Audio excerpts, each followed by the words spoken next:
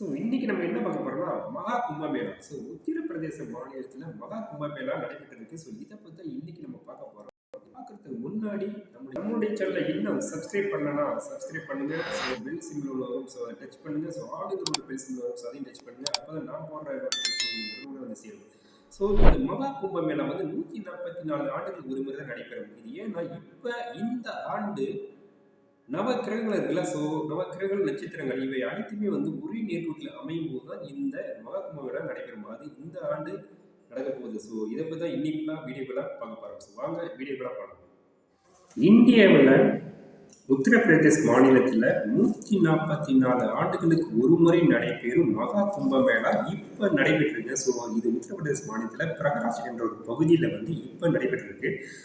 இது உலகத்தில் இந்த திருவிழாவில் பார்த்தீங்கன்னா சுமார் 35 to 40 கோடி மக்கள் வந்து பங்கேற்பார் என்று யுனெஸ்கோவே அறிவிச்சிருக்காங்க. அதாவது உலகத்திலே மிக அதிகமாக மக்கள் தொகை கூடும் மிகப்பெரிய திருவிழாவாக இந்த மகா கும்பமேளா இருக்குன்னு யுனெஸ்கோவே அறிவிச்சிருக்காங்க. இதில் ஆண்கள், பெண்கள், சாமானியர்கள், அகோரிகள் அனைவரும், உலகத்தில் இருக்க அனைவருமே வந்து இந்த திருவிழாவில் பங்கேற்பாங்க. இந்த திருவிழா அப்படி என்ன அப்படின்னு பார்த்தீங்கன்னா, இது ஜனவரி 13 ஆரம்பிச்சு பிப்ரவரி 26 வரைக்கும் நடைபெறுதுங்க. 44 நாட்கள், அதாவது 44 நாட்கள் சரியாக இந்த திருவிழா வந்து நடைபெற போகுது. இது எப்போ இதில் பார்த்தீங்கன்னா மொத்தம் 3 கும்பமேளா இருக்குங்க. 3 கும்பமேளா இருக்கு. அதில் பார்த்தீங்கன்னா ஃபர்ஸ்ட் பார்த்தீங்கன்னா ஆர்த் கும்பமேளா அப்படின்னு ஒன்று இருக்கா. அடுத்து இந்த ஆர்த் கும்பமேளாங்கிறது 6 ஆண்டுகள் ஒரு முறை நடைபெறுமா.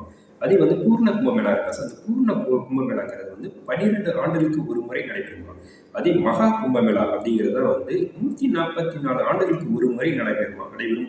144 ஆண்டுகளுக்கு ஒரு முறை இந்த மகா கும்பமேளா வந்து நடைபெறுமா. இது பிரகாஷ் என்ற கோயில் தான் வந்து நடைபெறும்.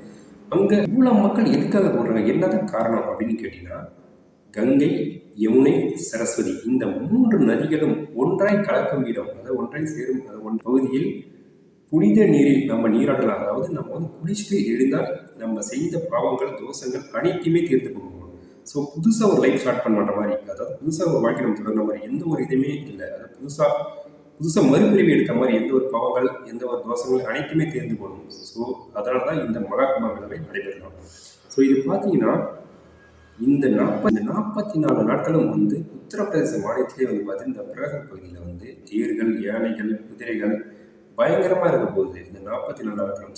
இதே மாதிரி அடுத்த ஒரு இந்த கும்பமேளாவில் ஒரு பெண் வந்து இப்போ ட்ரெண்டாக பேசிட்டு இருக்காங்க. ஒரு பாசிங் பண்ணி நிற்கிற ஒரு பெண்ணோட கண்கள் வந்து பயங்கர பிரைட்டாக, கால ஈர்ப்பு மாதிரி அந்த கண்கள் வந்து பிரைட்டாக இருக்குன்னு இப்போ அதிகமாக நெட்டில் போயிட்டு இருக்கு. இதை பற்றி இன்னொரு வீடியோவில் நம்ம மேக் பண்ணோம். ஓகே, அடுத்த வீடியோவில் நம்ம சந்திப்போம்.